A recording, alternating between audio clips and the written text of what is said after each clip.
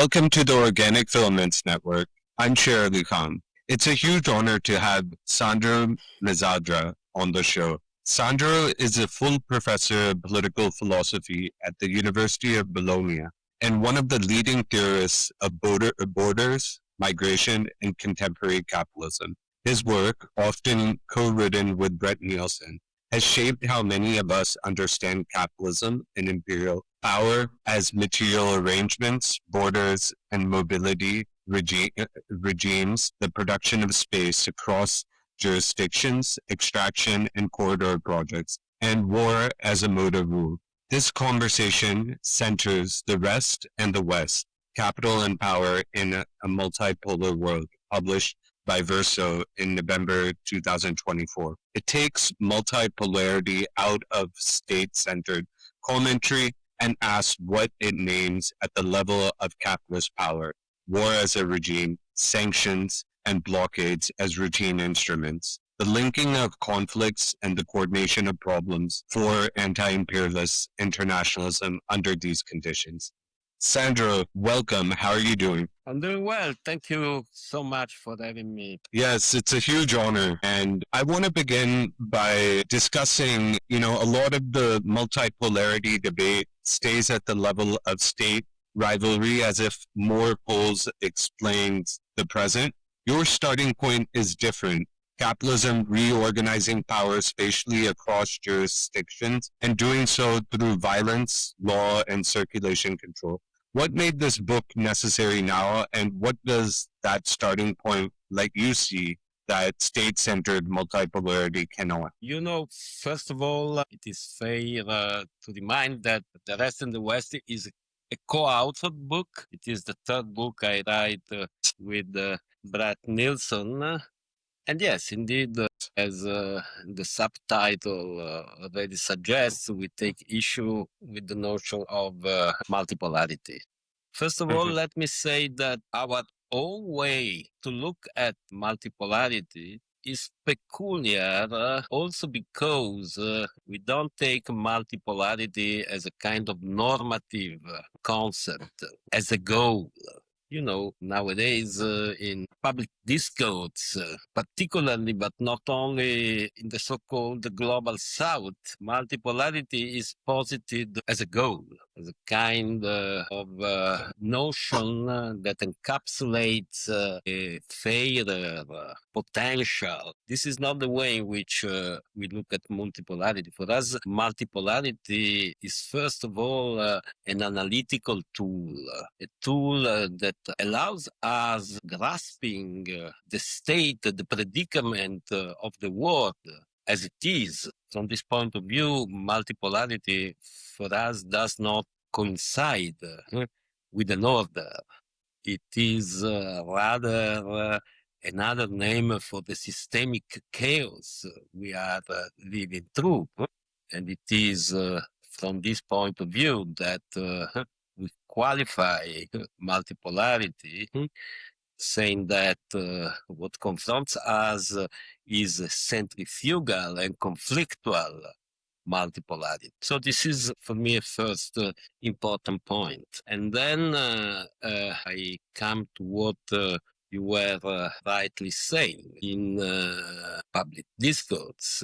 Again, multipolarity is usually framed, also in the West, along the lines of the discipline of IR, of international relations. And indeed, the very language of polarity emerged out of the study of international relations. The problem with this notion of multipolarity is precisely that it is centered upon states, the kind of privileged or even unilateral sense. It is centered in particular around so-called great powers, meaning that the multiple poles coincide each with one great. We try to challenge and problematize this way of thinking of multipolarity. Of course, we take into account the relevance of states, and in particular of big continental imperial states like the US, Russia, China, but even Turkey, India, Brazil. But then we say that in order to understand the current multipolarity, you have to take into account the operation of capitalist actors. And we stress the fact that there is a constitutive tension between the spaces of capital and the conventional political spaces. This means that poles do not coincide with great powers, that there is a process of pole formation in which you have to carefully analyze both the kind of connection between capital and great powers and the disconnections.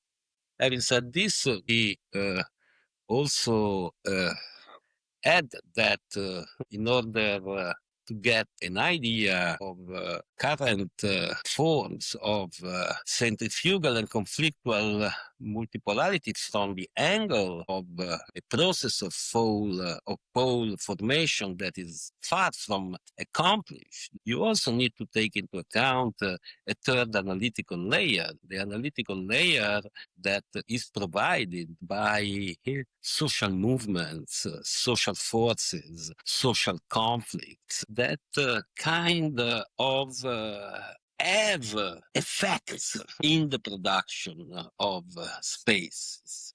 Sometime working in tandem with processes of pole formation that are already underway, other times contesting them, interrupting them, even hijacking them. Yeah, absolutely. And one of the key arguments in the book is how both of you distinguish world system from international system, then names the fracture across both, and giving that fracture a concrete content, control over transnational circulation and supply chains becomes a primary terrain of advantage. What is the clearest sign that is not rhetorical but structural in that context? I was already mentioning the kind of tensions that exist between conventional political spaces, political maps, and the spaces of capital.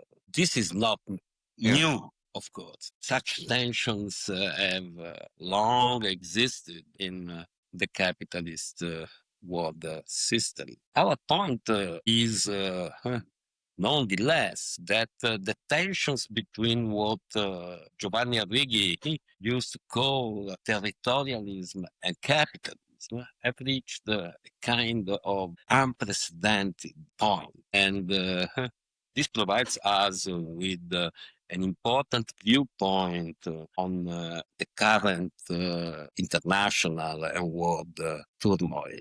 You are right.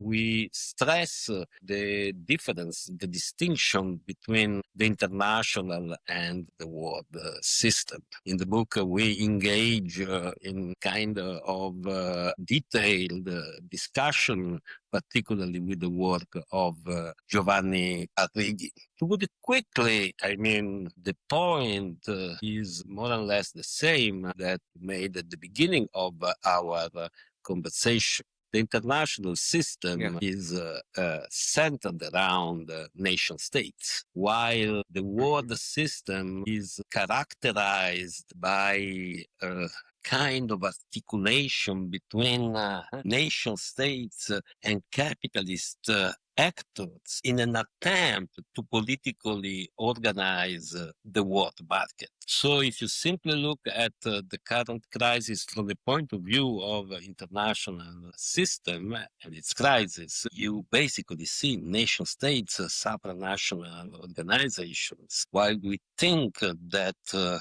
a shift is needed, as I was saying before, a shift that leads us to emphasize the role of operations of capital, the role of what we call the operative spaces opened up by operations of capital in order to get a fuller and more accurate picture of the turmoil and particularly of what we call the conjuncture of war that we're living through. Yes.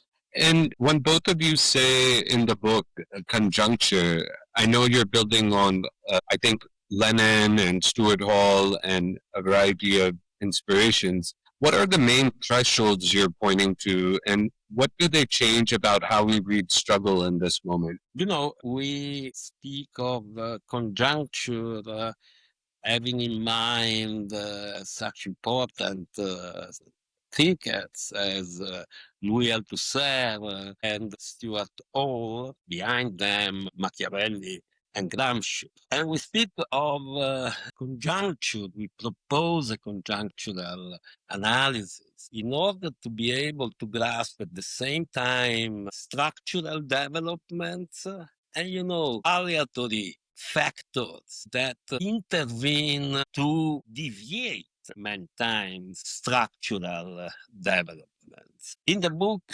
we basically refer to two important thresholds, which means, on the one hand, the global COVID-19 pandemic, on the other hand, the Ukraine war, the Russian invasion of Ukraine in February 2022. And we speak of a concatenation between these two thresholds, which is, you know, not a necessary concatenation. It is precisely a conjunctural concatenation. Looking at the present from the angle of the COVID-19 pandemic, what emerges and what we stress in the book is the relevance of reproduction and circulation, you know, reproductive labor and logistics, infrastructures of circulation for the working of contemporary capitalism at the global level. So we try to analyze also struggles from the point of view of this kind of new salience of reproduction and circulation today. In the last chapter of the book, we speak of such important struggles as the new feminist movements in Argentina and Latin America, struggles over pension in France and other places in the world. But we also look at struggles in logistical warehouses, including the warehouses of Amazon, again, in different parts of the world. When we turn to the Ukraine war, what emerges as a challenge is the necessity to build a movement to coordinate the struggles capable to effectively contest and stop the war. Let me add that we do emphasize very much this concatenation between the COVID pandemic and the Ukraine war. We also take the COVID-19 pandemic as a lens to analyze some aspects of the Ukrainian war, particularly from the point of view of the relevance of logistics and infrastructures. The book provides a conjunctural analysis, as I was saying. It was finished in May 2023, which means that we do not speak of Gaza. You will not find any reference to the genocide in Gaza because the book was finished before that. Yes. These are the risks and another and challenges key of conjunctural analysis. Yes. Another key element in the book is that war enters here not as an event, but as a form that reshapes political economy and everyday life beyond combat. What has to be present for regime of war to apply? And what does that concept, like you name, that say militarization or security alone cannot? And I should have said what it allows you and Brett to name that militarization or security alone cannot. Yes, thank you. This is a very important question. Question that has very much to do with the threshold represented by the Ukrainian war. I used to say that since 2022 by saying that I borrow an image from Frantz Fanon, who in The Wretched of the Earth famously spoke of an atmospheric violence as constitutive of the colonial condition. So war is in the air today. This does not mean, of course, that there were no wars before 2022. Know it too well. Neither it means that such wars were less important than the ones we are currently confronted. But the conjuncture changed, and it is precisely due to this shift in the conjuncture that war became atmospheric, that we are confronted not only with a proliferation of wars, but also with the proliferation of what we call war regimes. By war regimes, we understand why the processes of militarization, of economic, social, political life, militarization even of public discourse that you can note in different parts of the world. To this, I would like to add something, which means that even the transformations of warfare in our digital age contribute to the blurring of the boundary between war and peace, and therefore to the proliferation of war regimes. I think that even more clearly than we did in the book, we must speak today of war regime, having in mind the combined processes of militarization of the digital and digitalization of warfare. And what is the everyday register of a regime of war? Price, mobility, policing infrastructure, or is it legalistic? What are the everyday registers of a regime of war? I think the militarization of social life is something that you experience in everyday life. Again, in many parts of the world, including Italy, the country from which I am speaking now. I think that the regime of war is be analyzed together with the growing spread of authoritarianism in the present world, with the growing spread even of new forms of fascism.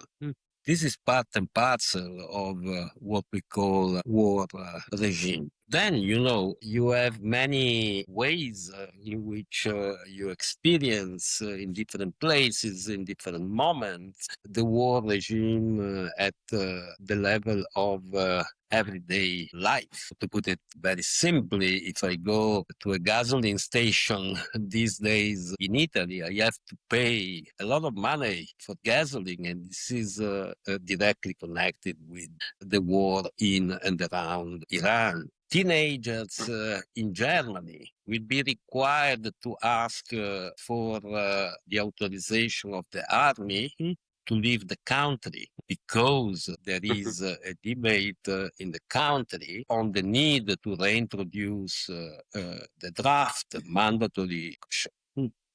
These are just two very different kind of examples that give an effective instantiation of the atmospheric character or the war regimes nowadays. And a key concept in the book is concatenation, which names how distinct wars become linked inside a fractured system. What does this linking materially through energy routes, sanction architectures, weapon circuits, commodity shocks, and legitimacy management?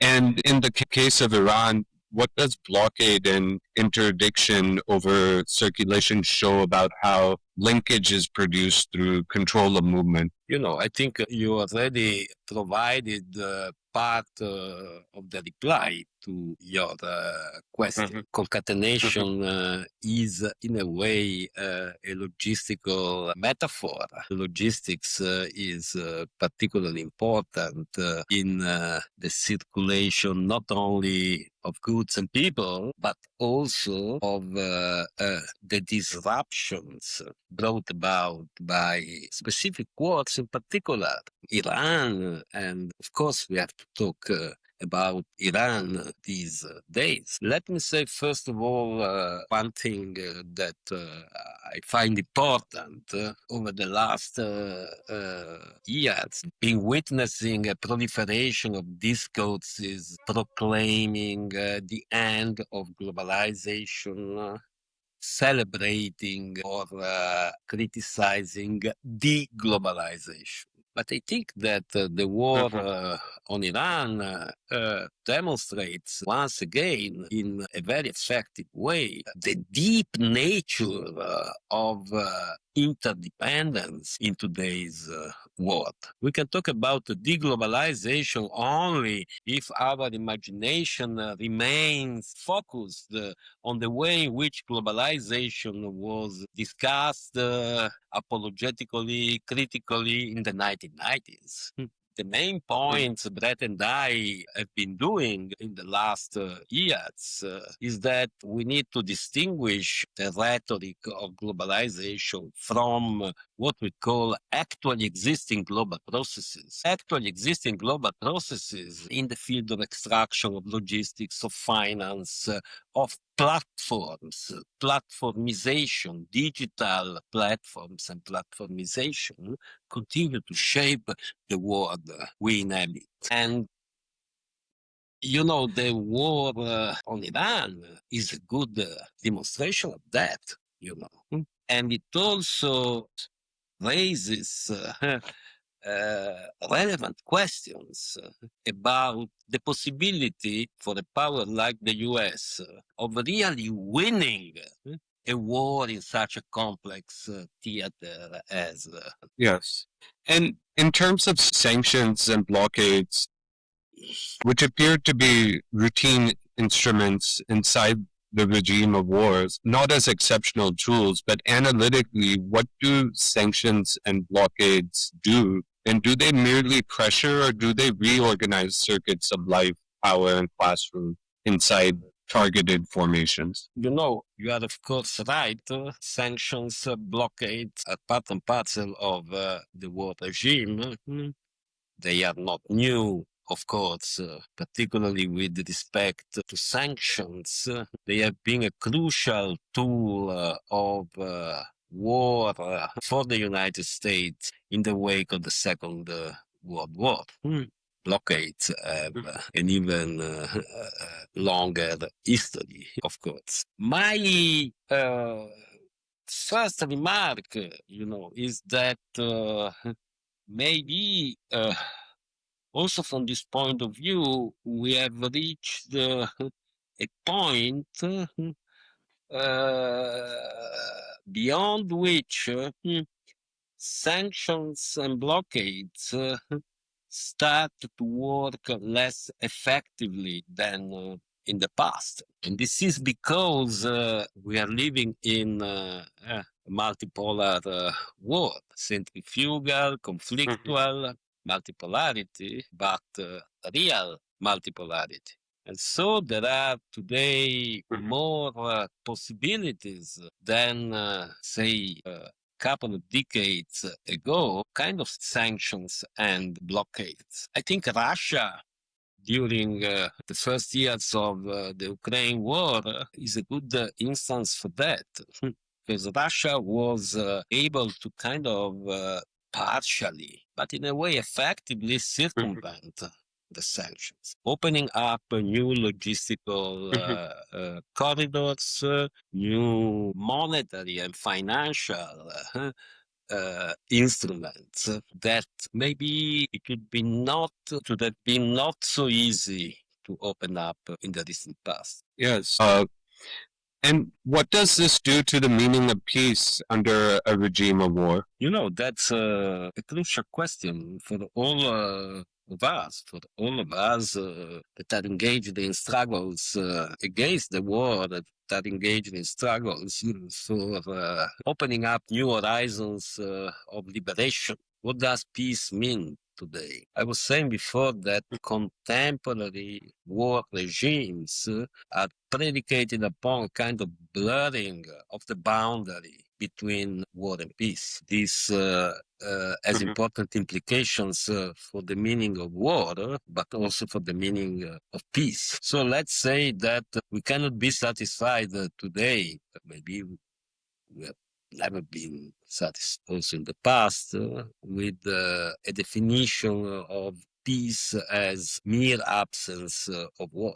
Our friend, comrade from Spain, Raúl Sánchez Cedillo, wrote a very good book in the first months after the Russian invasion of Ukraine. The title was "This War Does Not End in Ukraine." You know, was quite right in this diagnosis, unfortunately. In that book, Raúl tackles directly this question of the meaning of peace. A movement against the war must also have a kind of positive horizon, must have a kind of notion of peace in mind. But what is peace today? Raúl proposes the notion of constituent peace, which means a peace that coincides with the opening up of processes that aim at the construction of a different society. It is, of course, very general. I am aware of that. Raúl is aware of that.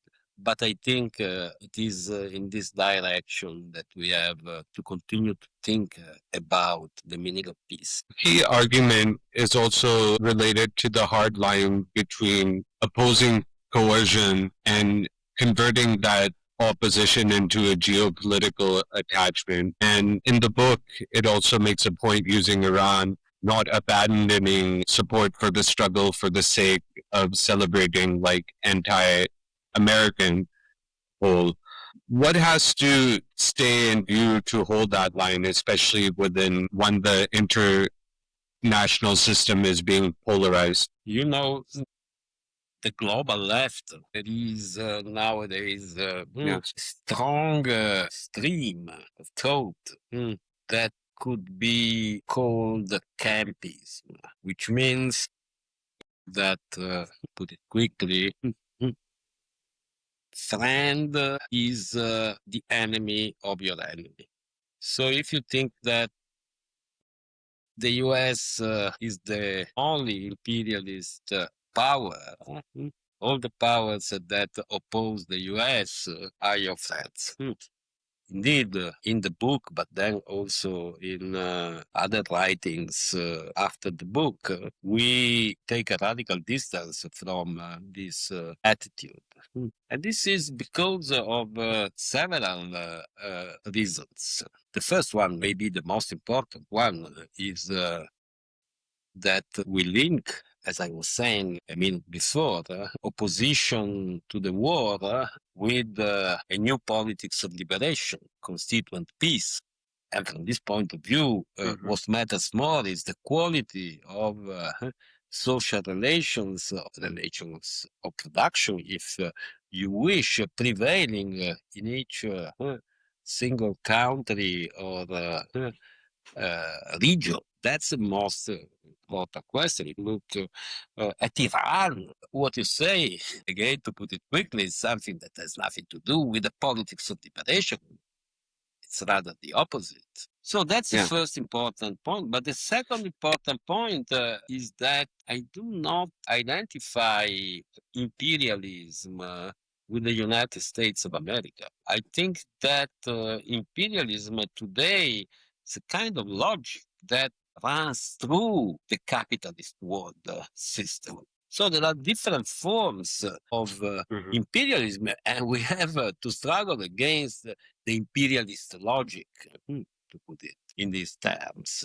Then, in specific conjunctures, you have to take stock of the fact that there are single powers that instantiate in an hyperbolic way the logic of imperialism. And today, this is certainly the case with the United States of America, a power that has a long history of imperialism, and that today, I repeat, instantiates in a kind of hyperbolic way the logic of imperialism. So you can also look in such conjunctions at the way in which the existence and the action of other powers contribute to contain and limit, at least potentially, the hyperbolic imperialism of a power like the United States of America under the second Trump administration. So I look carefully, for instance, at the way in which China is kind of moving. But this does not lead me to say China is an anti-imperialist power and we have all to side behind China.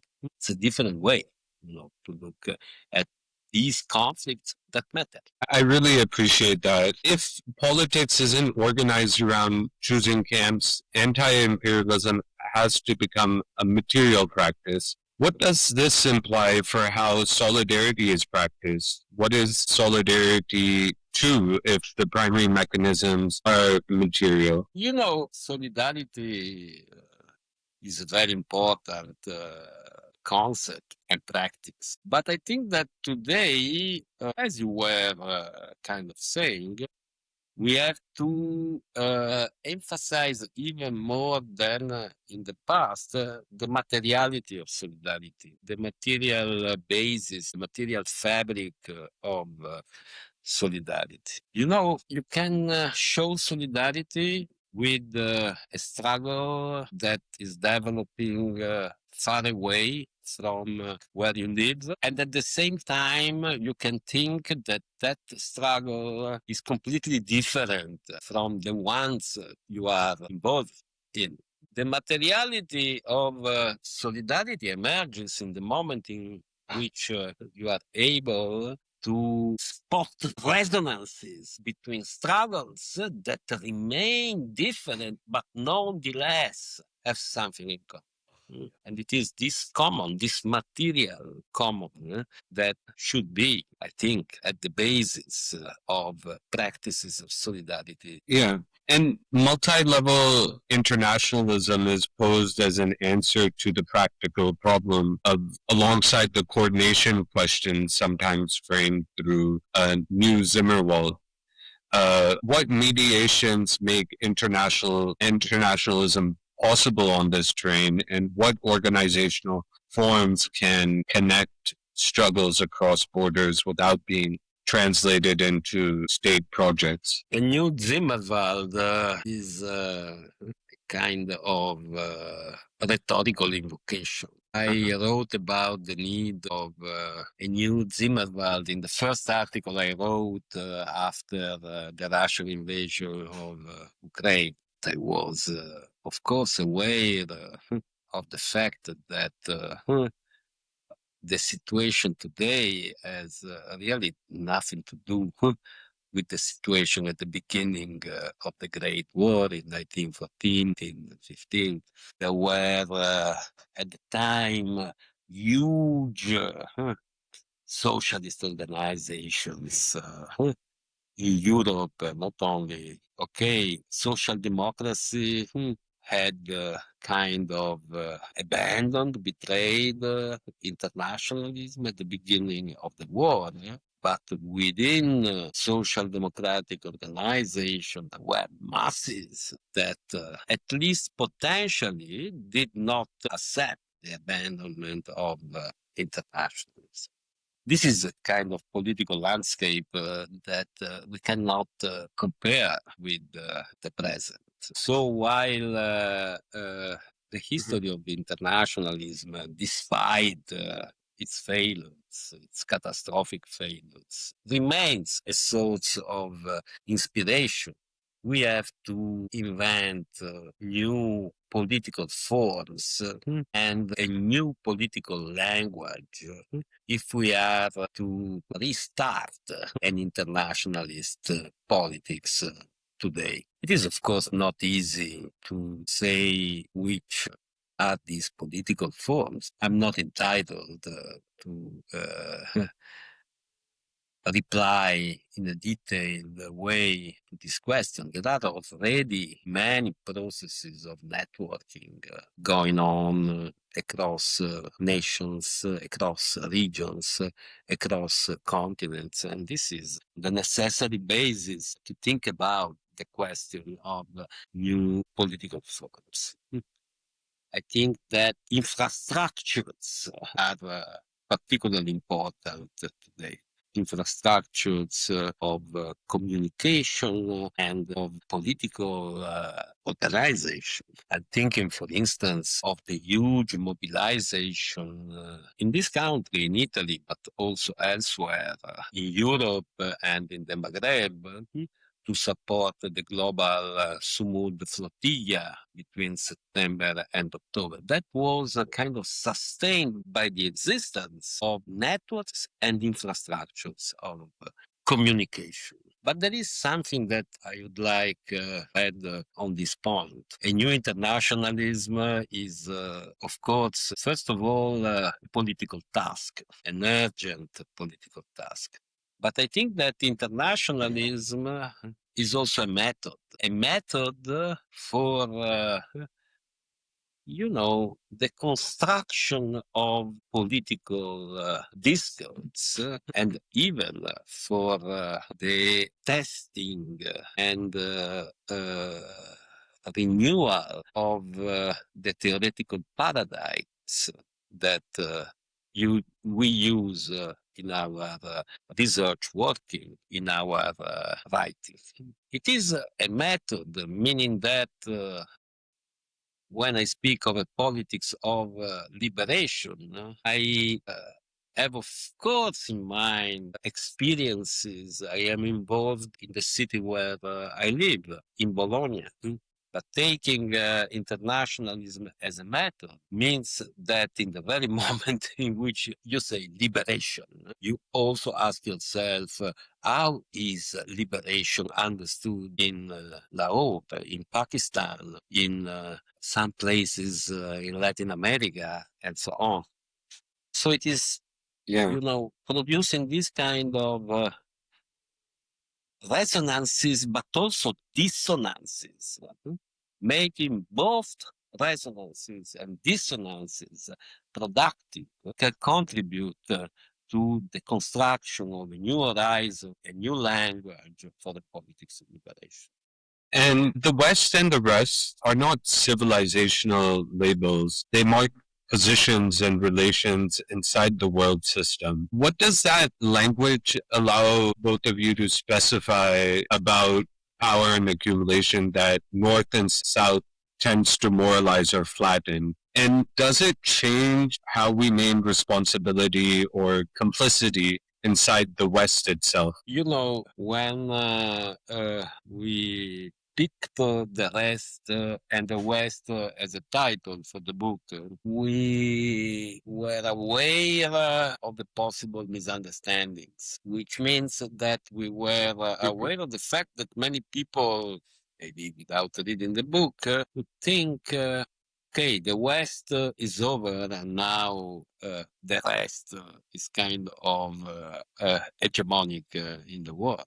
Indeed, our aim, the famous phrase introduced by Stuart Hall, the West and the rest, was to challenge any kind of civilizational discourse and divide. And in this, we were following the lead of Stuart Hall. So an important aspect of is an attempt to go beyond any civilizational understanding of both the West and the rest. It is important to say both the West and the rest, all the different kind of regions that compose the rest.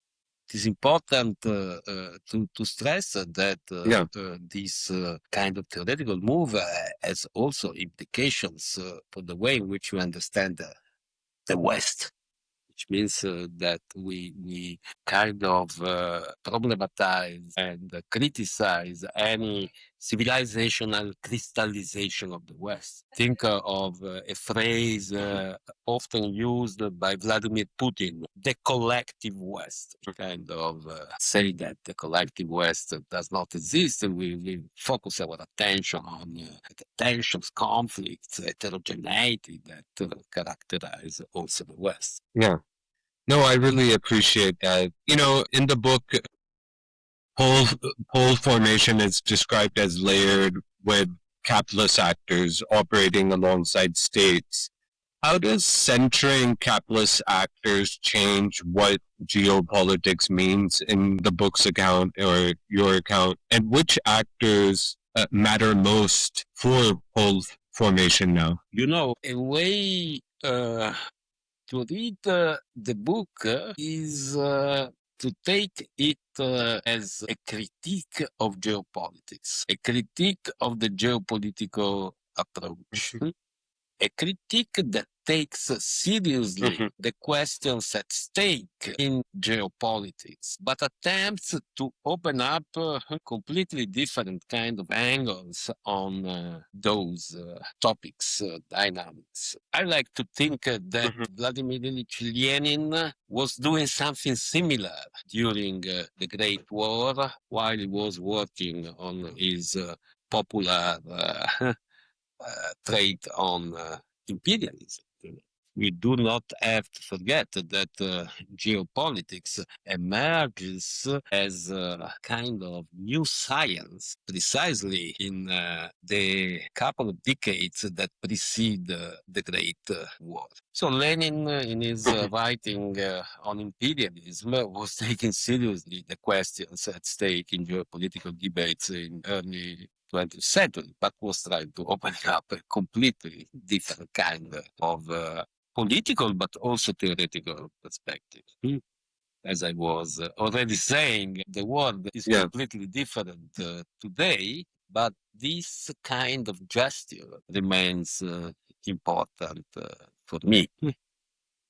And, it is not very easy to say which are the most important actors in the process of pole formation. It's not a competition between states and capitalist actors that very often, operate in tandem.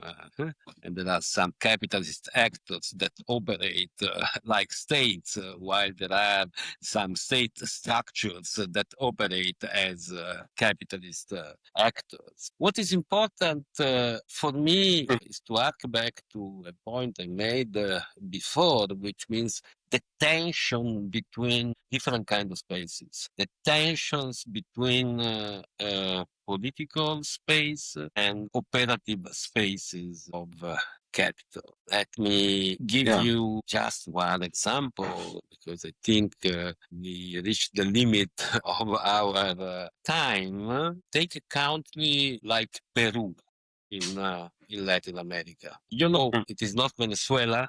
It is not Bolivia. Peru has been ruled over the last 3 decades by authoritarian and or liberal governments.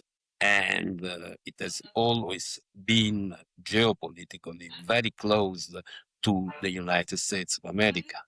In October 2024, new giant container port was inaugurated north of Lima, the port of Chancay. And this port has been built with the huge Chinese investments. The Chinese public shipping company, Costco Pacific, is running the port. What about the space of Chancay? You see that this is a space that cannot be superimposed on, a political map of alliances. It is a space that exists in tension with the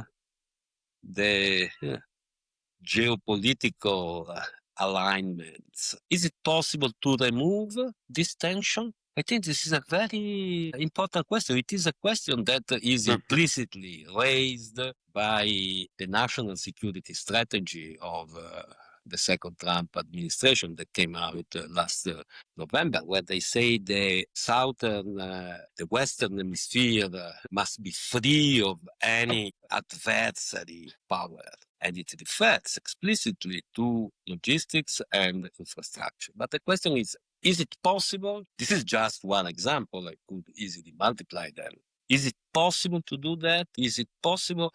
Maybe this is a good definition of imperialism today, an attempt to oversimplify maps and to kind of violently impose a kind of alignment between territorialism and capitalism. Yes, I ask myself whether it is possible to go beyond this tension between territorialism and capitalism that I was trying to discuss through the example of the port of Chancay. And if you read the national security strategy of the United States, released in November last year, well, this seems to be the aim of the Trump administration. They say the so-called Western hemisphere must be free of any interference by adversary powers. And it refers to logistics infrastructures that are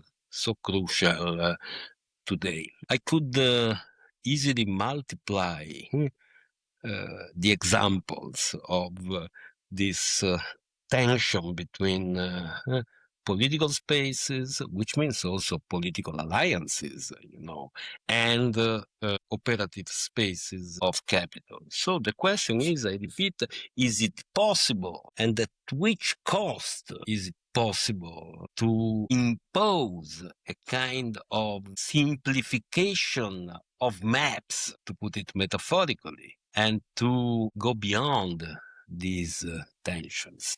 I think in general terms, this can be a definition of imperialism today, precisely an attempt to oversimplify maps and to go beyond these tensions between political spaces, operative spaces of capital, a tension that has been crucial to capitalist development over the last decades. Thank you so much.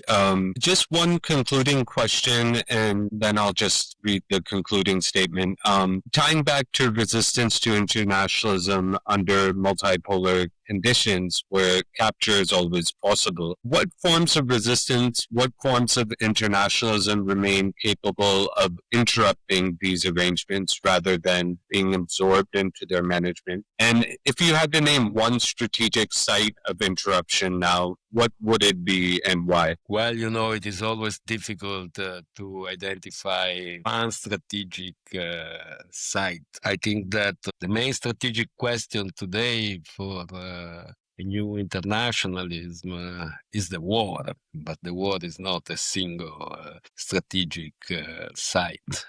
To stop the war without being captured by law of Campism, which is a kind of geopolitical reading of anti-imperialism, there is a need to kind of focus attention on the practices of refusal of the logic of war that proliferate at the everyday level.